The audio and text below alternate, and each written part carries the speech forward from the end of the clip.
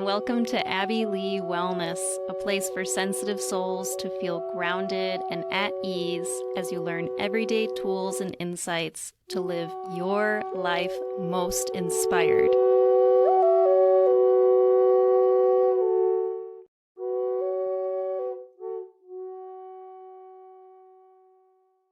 Hello and welcome back. Thank you for being here. With today's episode, my intention is to get to the root of where I believe so many of our sensitivities and common ailments and even uncommon ailments are stemmed from and directly related to, whether your sensitivities manifest as food allergies or seasonal allergies, autism spectrum, any form of a dysregulated nervous system, IBS, anxiety, depression, migraines, anything with a thyroid, ADHD, hormonal imbalances, and anything just with our energetic sensitivities too.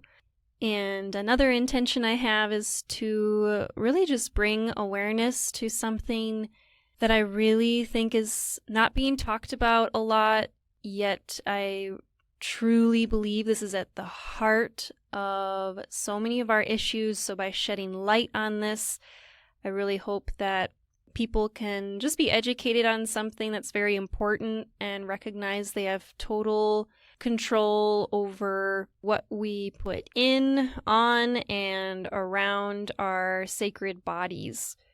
And also just hopefully can help anyone out there that is on a pursuit of finding any answers or digging deeper and maybe has some kind of ailment or difficulties with something and just can't figure out why. This could really, I really think, shed some light that can help a lot of people. So let me know how it goes for you with learning this information. So in the last episode, thank you so much for people that have messaged me and told me that they listened to it.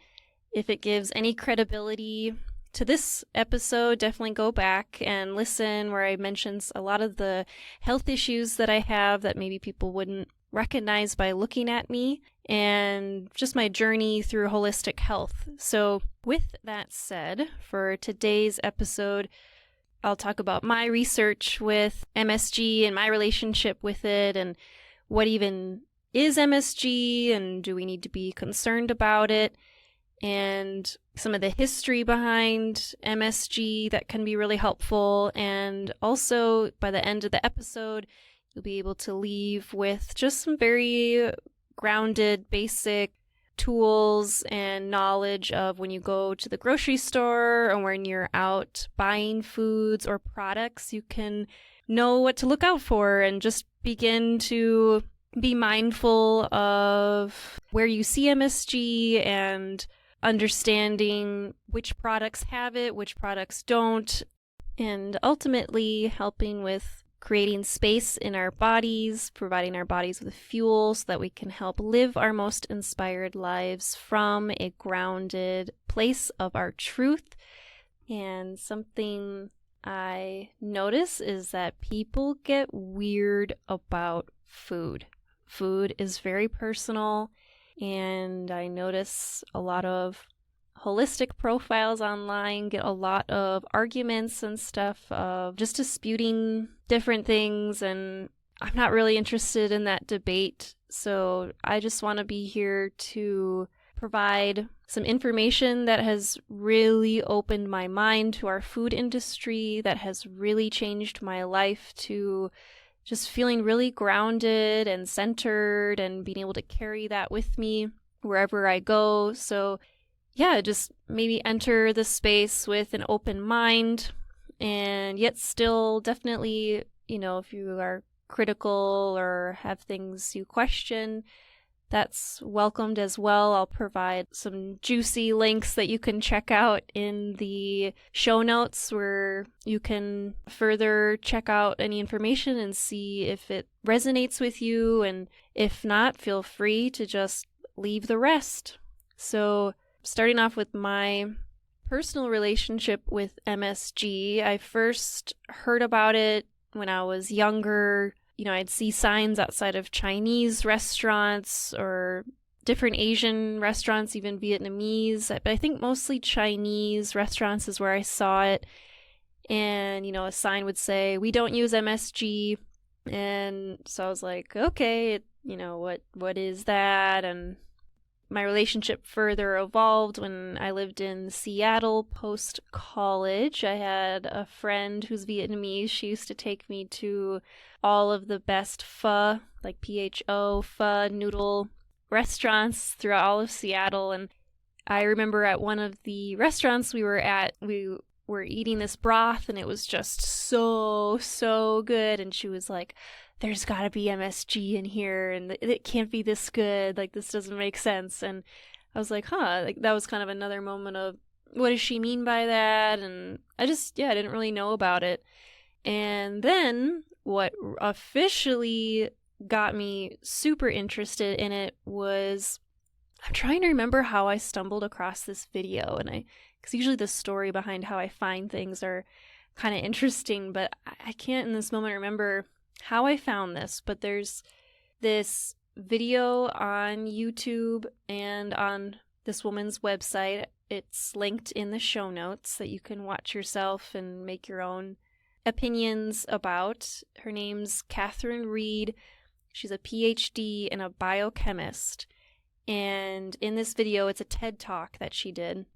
I think it's already been over 10 years that this was filmed. So a lot of more information has come out since then, where this doctor, Catherine Reed, her daughter was diagnosed at the age of 3 of being on the autism spectrum.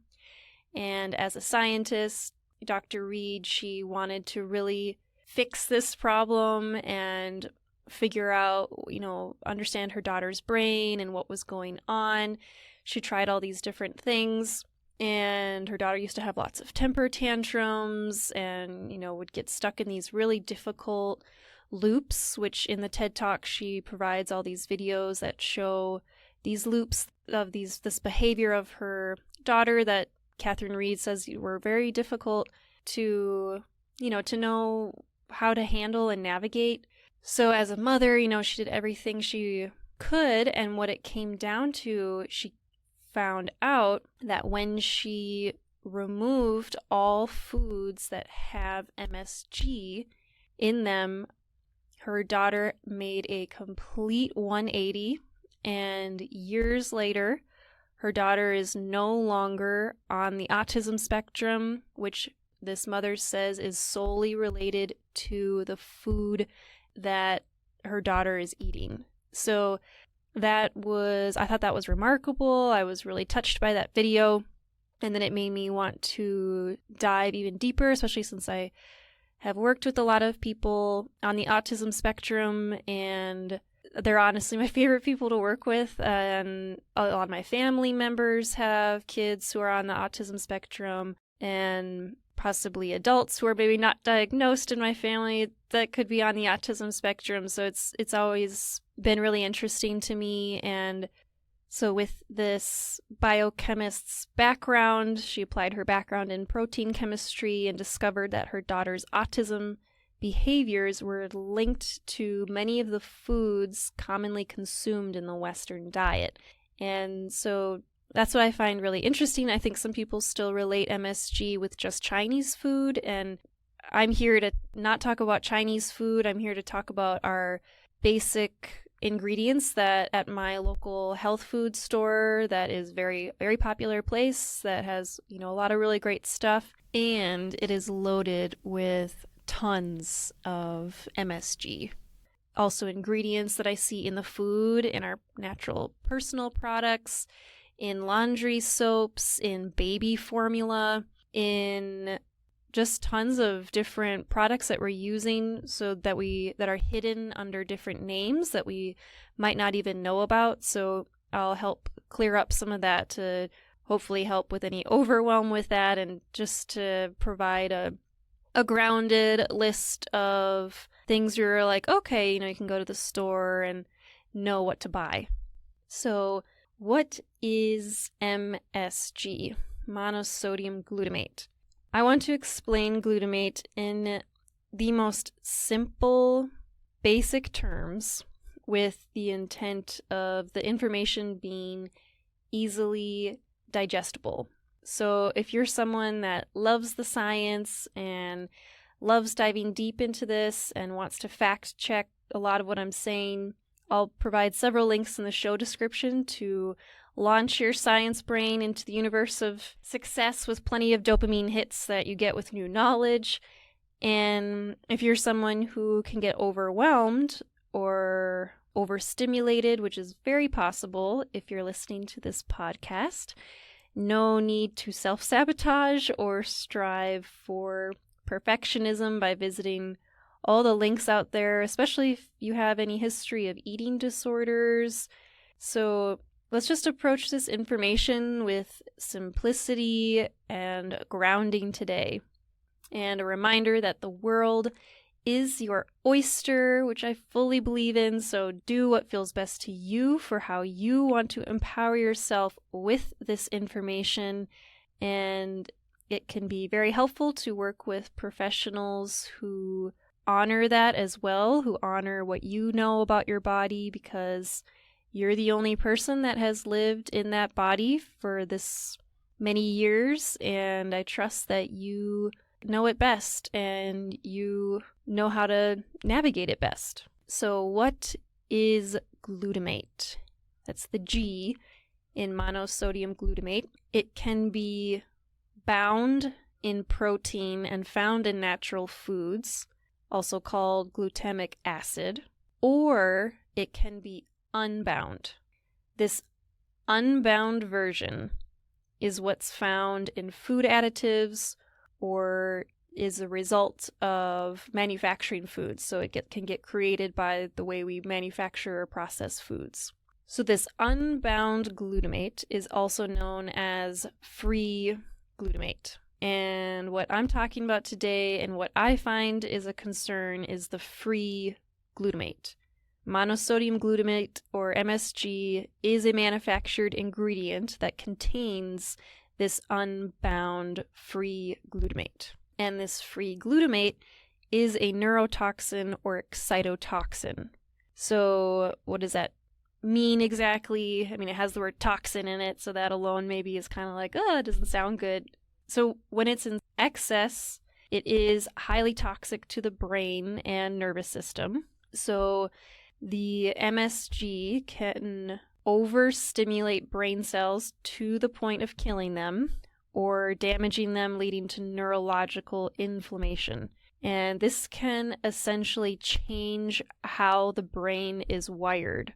And this excess glutamate has been linked to neurological and neurodegenerative disorders, including autism, OCD, hyperactivity disorders, tics, insomnia, anxiety disorders, seizures, sensory processing disorder, addictions, depression, chronic fatigue, PANS or PANDAS, if you've ever heard of those, Alzheimer's, and the list goes on. I'll leave it at that. So it also negatively impacts your body's systems that help detoxify and help you to maintain proper gut health and regulate inflammation. So these basic needs in our body to just regulate everything and keep things feeling good, the MSG negatively impacts that. And again, if you want to dive deeper into exactly how it affects the body, you can check out those links. So if our body is already in some kind of dysregulated state, which is very likely from just what I see in our world today, if we have any form of inflammation, which is very common, if we have gut issues, if we're in a state of chronic stress, which could be from our lifestyle or how we choose to work, or already have health issues, so the body is in a stressed out state, and that could be energetically or physically, that stress. This can make our bodies already more sensitive to excess glutamate. So that can help people understand, like, oh, well, I eat it and I don't notice a difference, or, why are some people affected by it and others aren't? It can be the state of just where your body's at right now, and maybe there's an underlying bit of inflammation or stress in the body.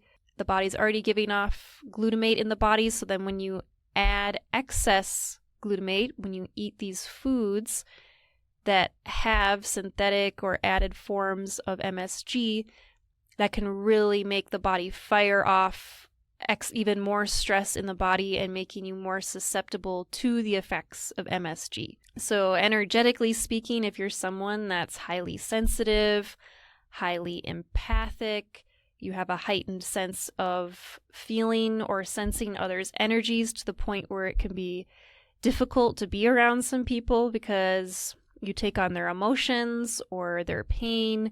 Maybe you're really reactive to these things and you say or do things that you later regret, or if you're in a state of avoiding certain energies and conflicts, or just anywhere in that spectrum, I absolutely believe that eating wholesome foods that are free from MSG additives will contribute to people feeling more grounded and centered in their energy. Instead of mindlessly reacting to a stressor, you can consciously respond.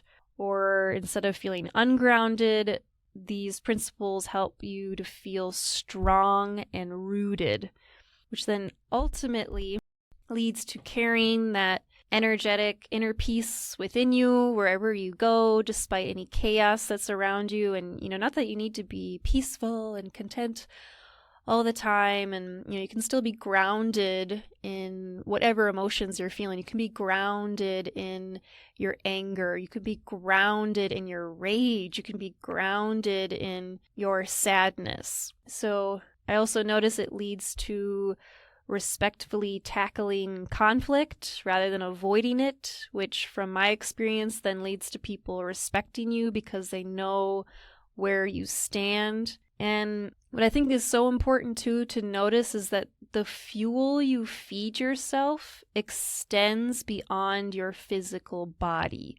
So just because we have this barrier, like I look down at my arm and I see like my arm is there, the fuel we feed ourselves with does not end just at that barrier. So if you nourish yourself with these foods that make you feel grounded and wholesome, that's also what you're going to attract in life. Not to mention, there's the possibility of reversing common ailments like I have if you listen to that first podcast episode. If not, definitely go back and check it out. Or like Dr. Reed, who I mentioned, where her daughter is no longer on the autism spectrum. And these ailments that thousands of doctors who are covered by insurance, which is governed by Big Pharma, say that there is no cure for, or say that food has no effect because they have very little, if any, nutritional training, or aren't even allowed to give nutritional advice because our system in the US is not set up to make profit off of preventative measures. It's set up to make money off you being sick. So if you don't believe whatever you're going through can be reversed, or maybe you've come to terms with or are at peace with an illness, which is a beautiful thing, still eating foods with less MSG will at least help to bring the body into a more regulated state, which then helps your mindset and makes it feel like life is more manageable. And ultimately feel like you're working with the forces of the universe rather than an uphill battle where we're working against it. So something I always like to come back to is use the force. Work with the force, not against it. When you go after what you want in life, the universe will help you. So just come back to working with the force. Okay, so I got the question that someone asked on my Abby Lee Wellness Facebook page. Is MSG really that bad? I've read that it's okay in small amounts. So this is someone named Stacy. Thank you for asking this question. And let's try to break this down. So first, breaking down the is it good or is it bad thing. So I can't answer it in black and white. Is it okay in small amounts? Yeah, maybe. And based on some insight I share today, hopefully that can help guide you toward making the best decision for you and your family if you feel like it's conducive or not conducive to your lifestyle.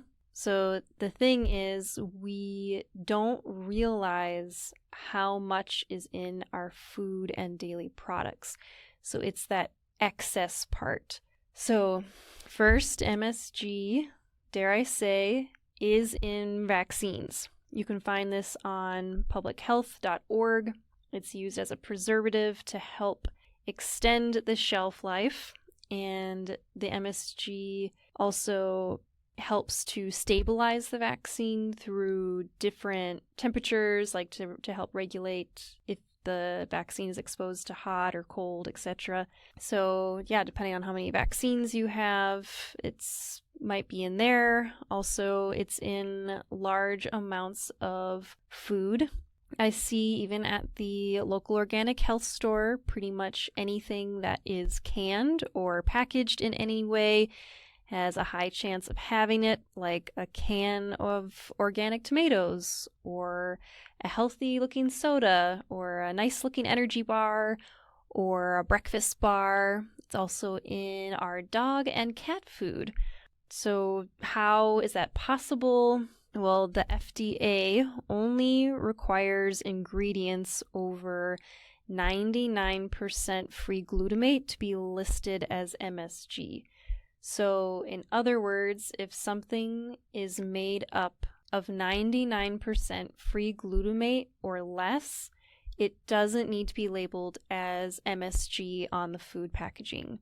So, the loophole that companies have found, they can disguise this ingredient in over 50 different names that aren't really regulated by the FDA. So I'll share with you later what some of those disguised names are to help you when you go to the grocery store, because they're under names where you might look at it and you're like, oh, that sounds okay. Like a lot of money and time has gone into this. So not only that, you could buy a product that has 5 of these hidden names on it. So out of this list of 50 that I'll provide, maybe with the thing you buy has 5 out of that 50 on it. So within each of those 5, each one could have 99% or less of free glutamate in it.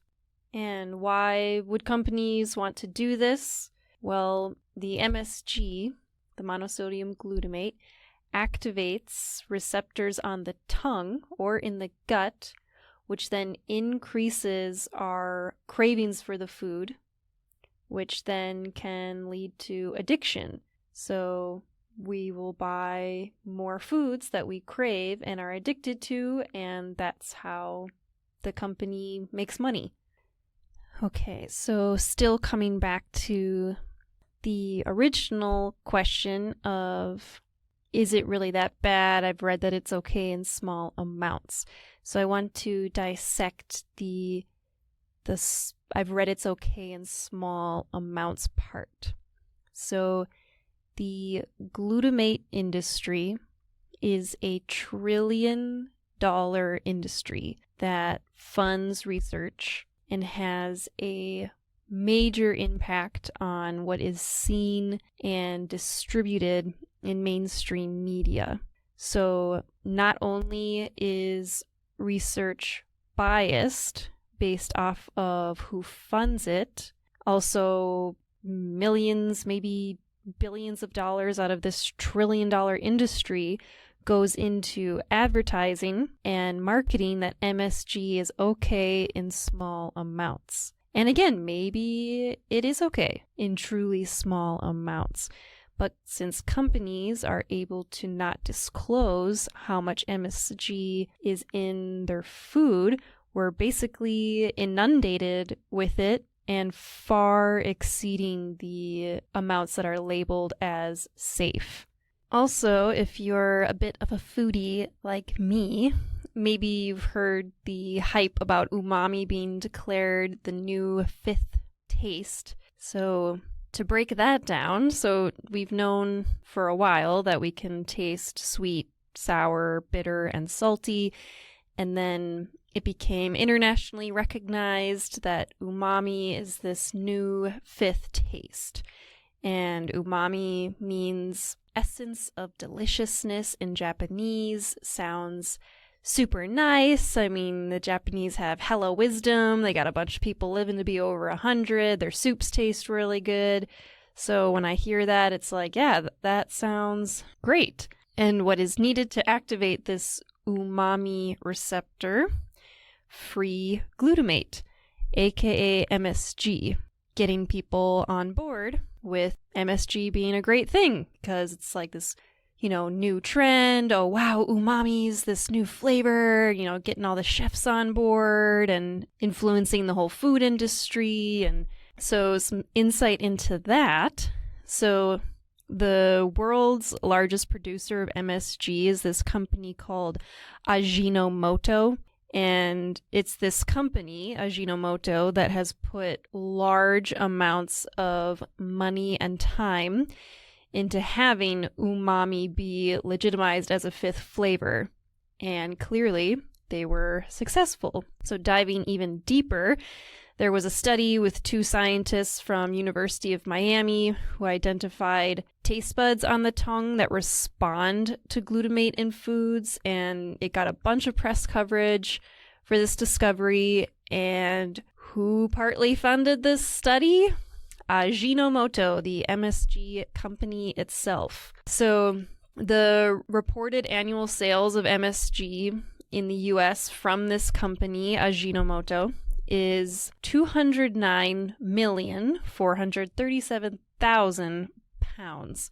And this number only includes the known forms of MSG. So that 209,437,000 pounds does not include all of the hidden forms of MSG, which I'll go over shortly. So if you're able to find studies that aren't funded by people who are making massive amounts of money from the MSG industry, you will find peer-reviewed, published epidemiological studies that show the negative effects of free glutamate on our brain and our entire bodies, such as brain lesions, endocrine disorders, aka anything to do with the hormonal system, which is at the foundation of what regulates our entire body, our mood, our personality. And these studies, if you look at them, they show negative effects that could be anything, also from a skin rash to migraines, obesity, diabetes, asthma, heart irregularities, seizures, and mood disorders, to name a few. So not to mention children on the autism spectrum are shown to have higher levels of glutamate. And another thing that's coming to mind, so remember the whole low-fat and fat-free craze that, thank God, we're moving past. Most of those foods had MSG in it because without the MSG additives, those foods tasted like shit. So it's the whole fat-free thing. That was another great way for the MSG industry to make money. And to expand our awareness even further, Ajinomoto, this MSG company, also has a product which is a chemical developed to mimic the same flavor enhancement as MSG, apparently using this chemical manufactured synthetic product. Apparently it uses the same neurological pathways in the body that MSG does. So the company that made this chemical was called Phenomix before it was bought out by a Swiss fragrance company called Firmenich, Firmenich. And what was great for huge food companies is they could use this manufactured chemical along with plenty of other that this company makes, other chemicals that they make. Big companies could use these chemicals in a small enough amount that didn't require governmental approval.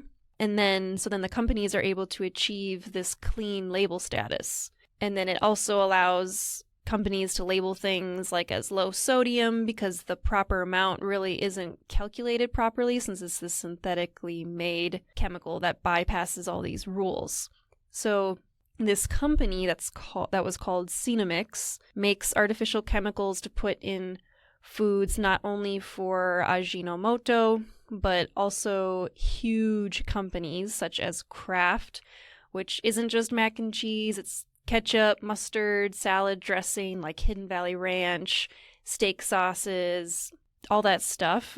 Campbell's Soup Company, Coca-Cola, which also just isn't the soda, that owns tons of other things, Pepsi, Nestle, Schweppes, which is the leading manufacturer in carbonated beverages.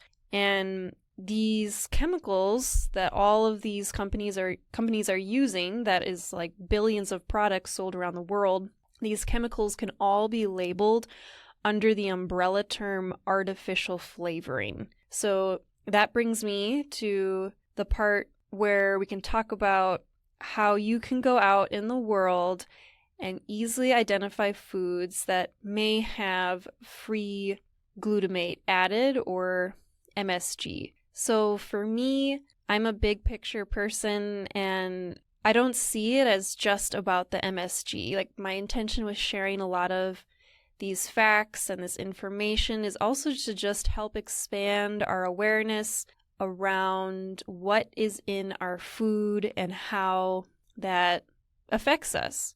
So hopefully it can help to just begin or to continue on your journey of having awareness of the energy that goes in and around our body that directly impacts us. So as we approach this from a state of, not getting too overwhelmed, let's break this down into 3 levels. So like level 1, you're brand new to all this information, haven't really read food labels much, you're just kind of starting off figuring out these things. So for the level 1, I'd say start off with just noticing these 2 ingredients: artificial flavoring, which could literally be anything, and natural flavors. So natural flavors is this wonderful way the industry has come up with. It's this huge umbrella term that is not regulated by the FDA, so it literally could be anything in there. But this woman, Catherine Reed, who I mentioned earlier, the scientist, who just dove so deep into this and has so much amazing information and a community on her website, Facebook, Instagram, she discovered how this natural flavors has MSG in it.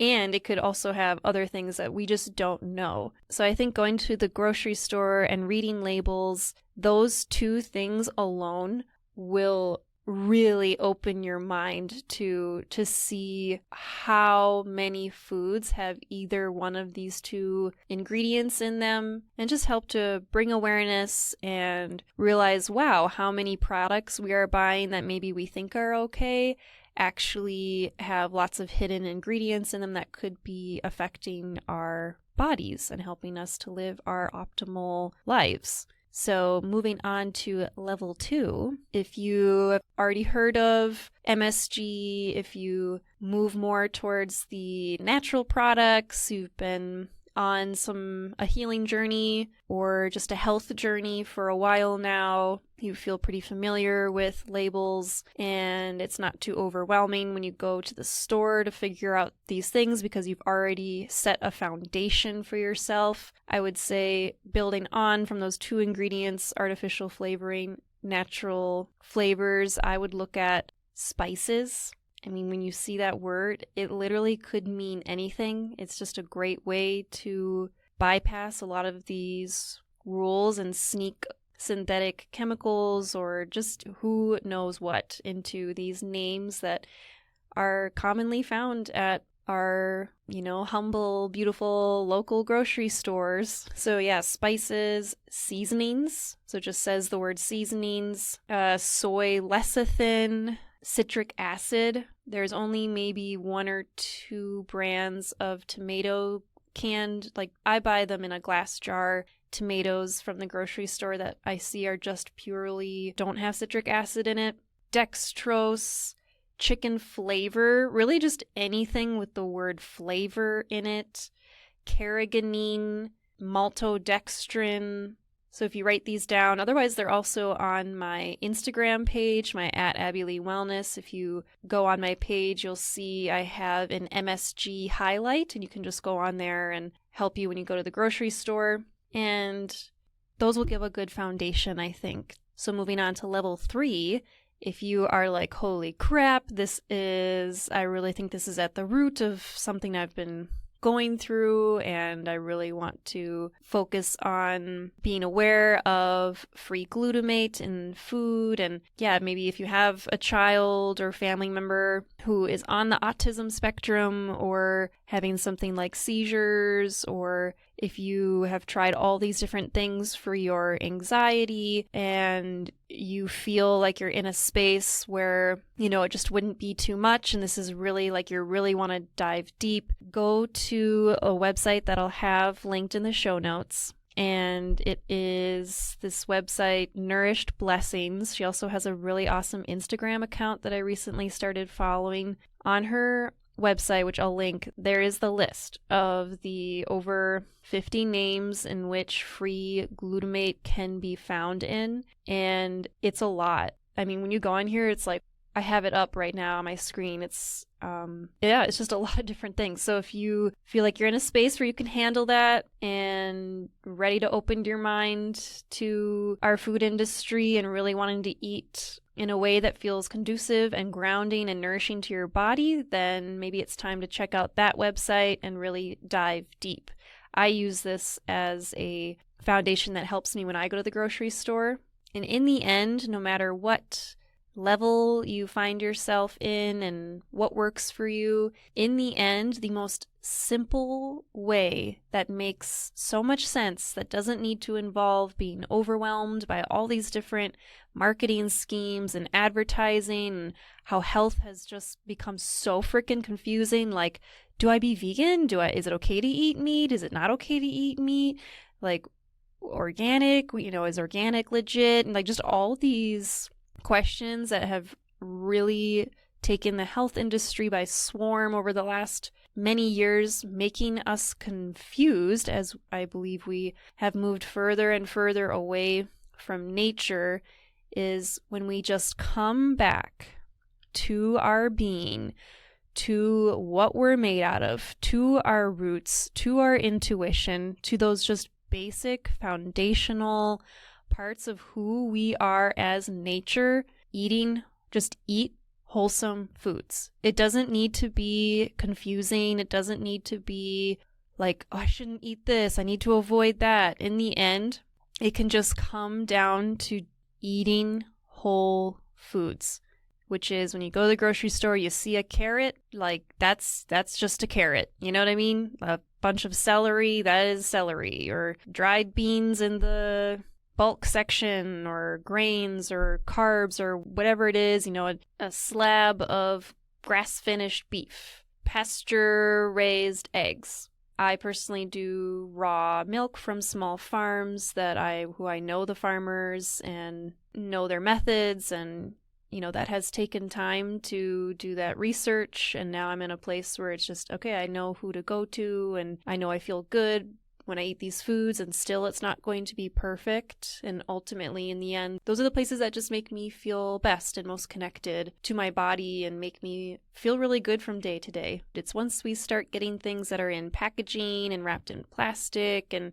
that's when it starts having more than 5 ingredients, and something that really helps to just come back to our foundation, come back to our grounding, is asking yourself, is this food?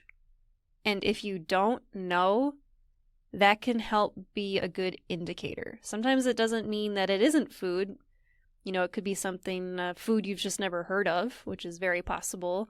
But just coming back to, is this food?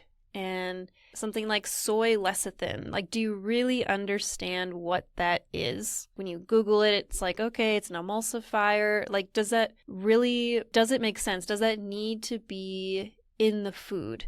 And even when it just says vanilla flavor, so anything that has that word flavor at the end is a great way for them to put whatever they want, because if it was really actually vanilla, it would just say vanilla. It doesn't need, like, why do you need vanilla flavor? It just doesn't really make sense. So coming back to what intuitively makes sense, we have been driven so far from our intuition. So it is very understandable that these things can be confusing. So what helps is to just keep coming back to the natural rhythm, the rhythms in nature that we see. Come back to nature, see what's happening in nature. Ask yourself, is this food? It's going to be okay. You're doing the best you can. And in the end, that's all that really matters. We don't need to be perfect at it. For me, it's been the expansion of awareness, and it just keeps opening more and more about the world, and then helps me to come back to simplifying things, having a slow relationship with my food, and that overall has really helped me. And if you're needing someone to help you stay on track, help you stay focused, help you stay consistent, and someone to hold you accountable for staying consistent with those goals and following through, then head to my website, abbyleewellness.com. You can also find me on Instagram at abbyleewellness. And you can send me an email, abbyleewellness@gmail.com, to set up a one-on-one session. Thank you so much for entering this space, having an open mind, building this community of awareness of what goes in, on, and around our body, and recognizing that it matters for our own selves, and living our inspired lives, living our truth, which then therefore transcends to all the people and living beings around us, and then ultimately affects our children and the next generation beyond us, to make a better, more awesome world, or just even more awesome than it already is. Thank you again for listening. It's so nice to have you here. See you next time.